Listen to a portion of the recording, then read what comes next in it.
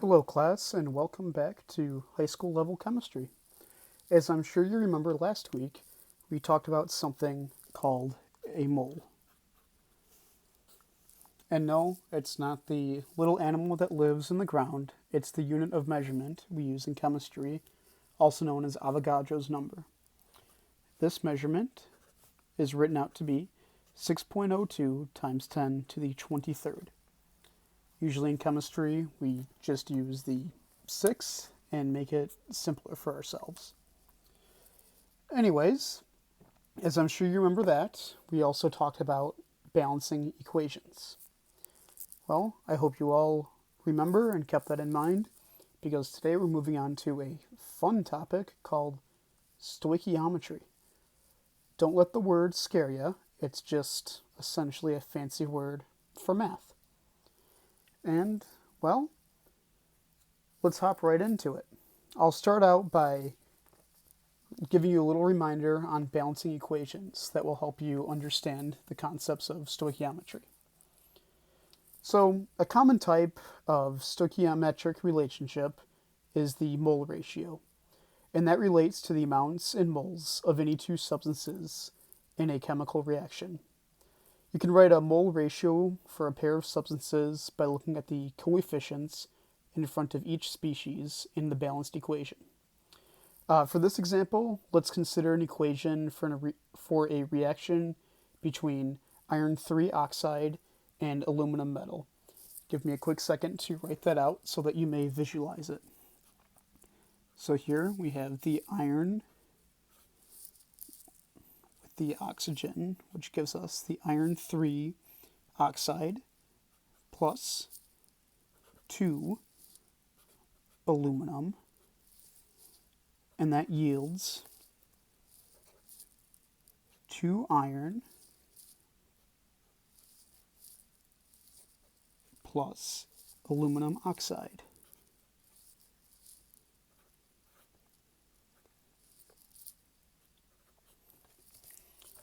So as you can see here, the coefficients in the equation tell us that 1 mole of iron 3 oxide reacts with 2 moles of aluminum.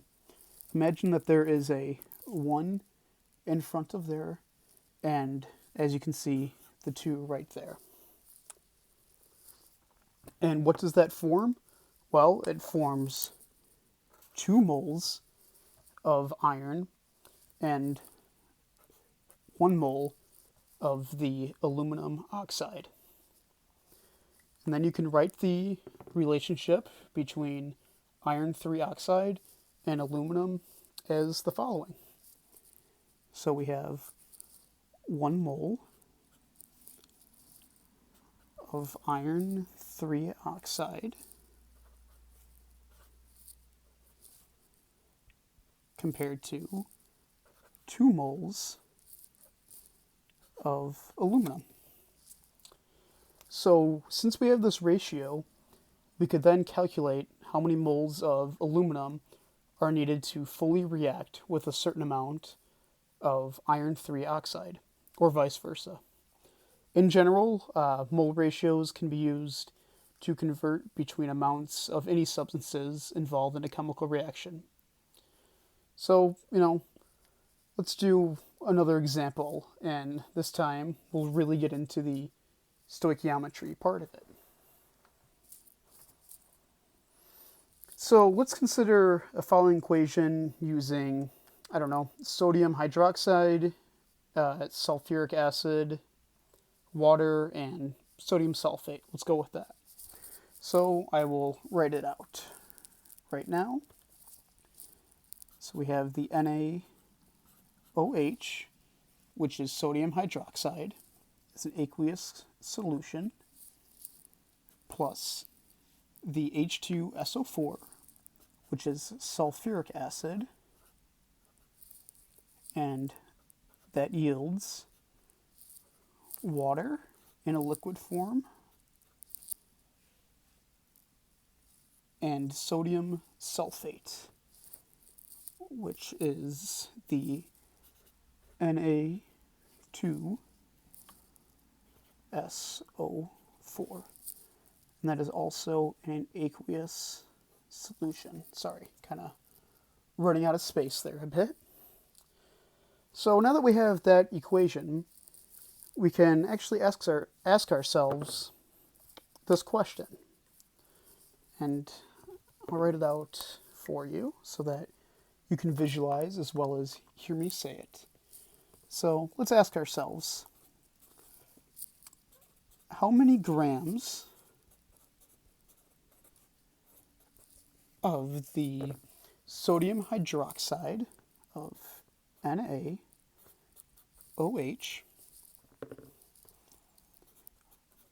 are required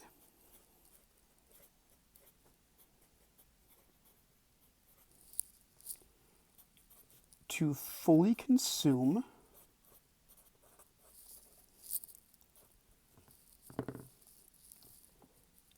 3.1 grams of H2SO4,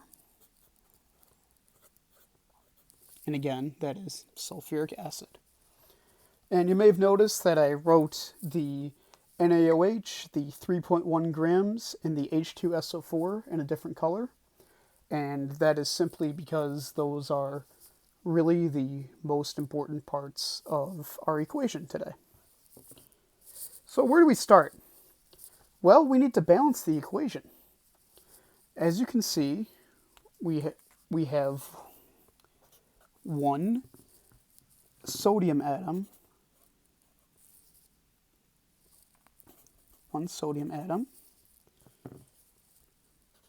and we have 3 hydrogen atoms.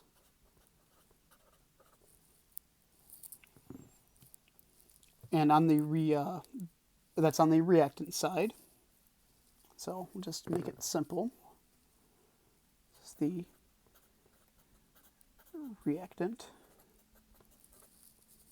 side right here. And then on the product side, we have 2 sodium atoms and then we have 2 hydrogen atoms as well.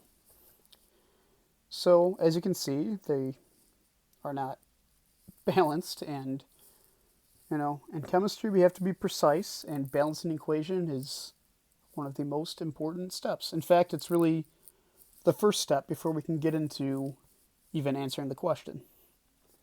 So what can we do to balance this equation? Well, we can place a 2 in front of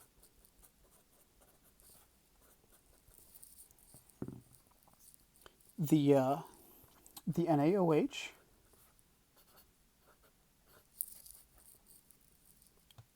and that would make it so that there are 2 sodium atoms on each side. And then we would also place another 2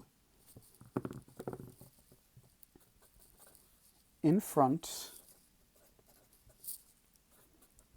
of the H2O, which is water, obviously. And that would make it so that there are 6 oxygen atoms and 4 hydrogen atoms on each side. And if you do that, that will give us the following equation. Give me 1 second while I place the sheet of paper.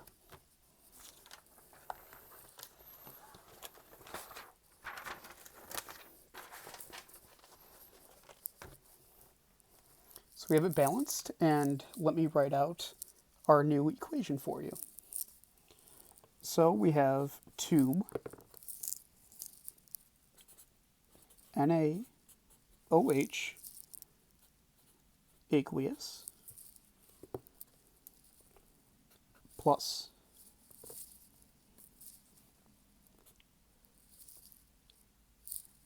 I'll keep the 1 here just so you can visualize it, plus 1 H2SO4 which is also aqueous. And that yields to H2O in a liquid form plus, again, I'll put the 1 just so you can visualize it, Na2SO4. That's also in an aqueous solution. So now that we have our balanced equation, we can really start making headway on the equation or on the problem. So, as you know, we want to find the mass of NaOH that is needed to completely react. So NaOH react with 3.1 grams of H2SO4. So, now that we have that all squared away, let's get right into the stoichiometry. So I usually look at this as steps. So, step 1, step 2, step 3, get the gist of it. But I try to make it as easy as possible, especially for anybody whose first time this is. So, step 1, we want to convert the known reactant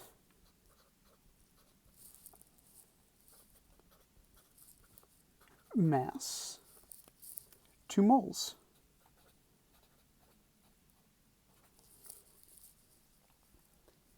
And, we start out by just looking at what we have. So we want to relate the amounts of H2SO4 and NaOH using a mole ratio, of course.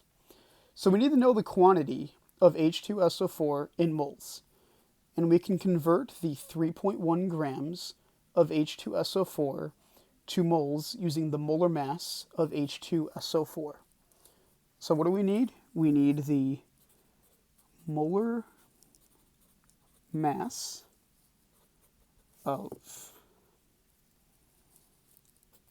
H2SO4.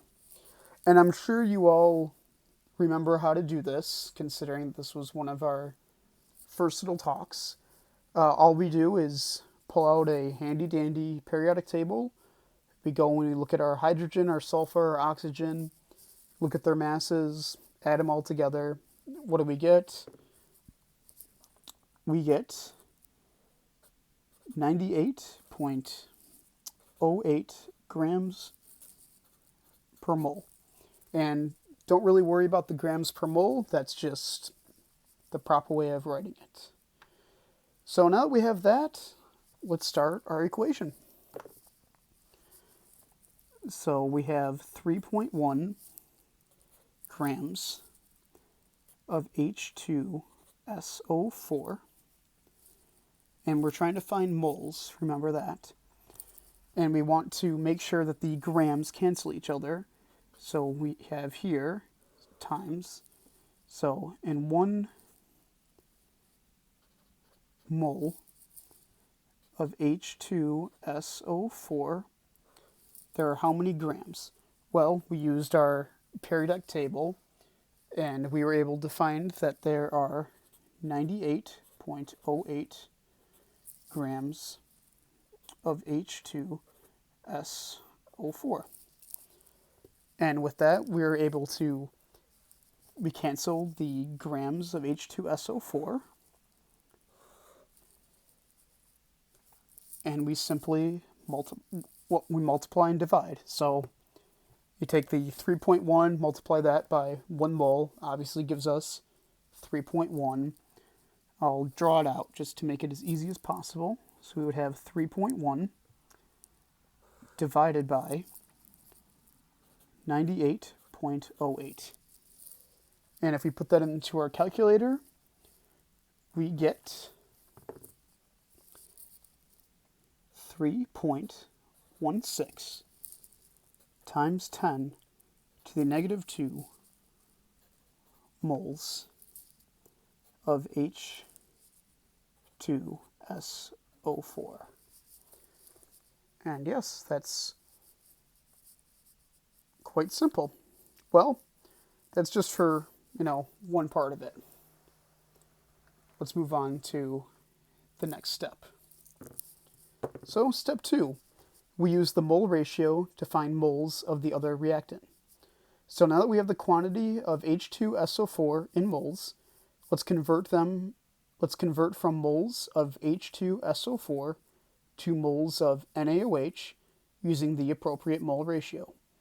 So according to the coefficients in the balanced equation, we have 2 moles of NaOH, and they are required for every 1 mole of H2SO4. Required for every mole of H2SO4. And this can very simply be written this way. So we have 2 moles of NaOH over 1 mole of H2SO4.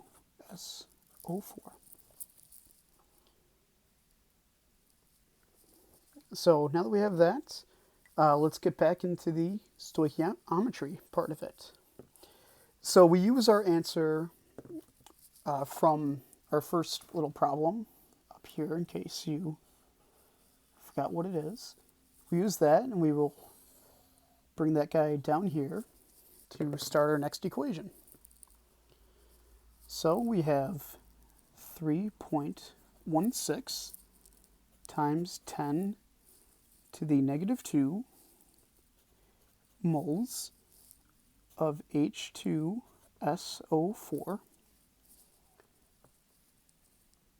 times, and we're going to use our little ratio that we just came up with up here, this guy up here, it's going to come back down here, over 2 moles of NaOH over 1 mole of H2SO4. And just a little heads up, we always want to make sure that these cancel right here. So this is the reason why we have the 1 mole at the bottom here. And if you do that math, we get our answer right here, which is 6.32 times 10 to the negative 2 moles of NaOH. And I mean, that one's very simple because obviously we had this canceled, and then dividing by 1, you get the same answer. So this we essentially just multiplied by 2. So let's go into the third and final step. Why not? We're moving right along here. So we're going to take this number this time, bring them down here, and see, I'll write it in blue this time. So we were asked for the mass of NaOH in grams. So our last step is to convert the 6.32 times 10 to the negative 2 moles of NaOH to grams, which is this guy right here, like I said. So then we need to find the molar mass of NaOH, which again, same thing as before. Look at your periodic table, add up the masses. This one, we get a nice even 40 grams. So let's start the question. So we have 6.32 times 10 to the negative 2 moles of NaOH times 40 grams of NaOH in 1 mole of NaOH. And again, remember that these are able to cancel themselves out. And this is a little ratio here, again, just, there's 40 grams of it in 1 mole. And when we do the math, we get 2.53 grams of NaOH. And that is really it. So I will write down our final answer. So what do we get from this? We find out that it takes 2.53 grams of NaOH to fully consume 3.1 grams of H2SO4 in this reaction. And that really is it. If you really feel advanced, you could have combined all of these math problems into one step, though I would not recommend doing so, especially if you are first starting out, but it's always an option. But yes, stoichiometry, it seems a lot harder than it is, but just take it one step at a time, and you'll do very well. At the end of the day, it's essentially a math problem. And yes, that is about it. We will continue the class by doing a few extra practice problems. Thanks, guys.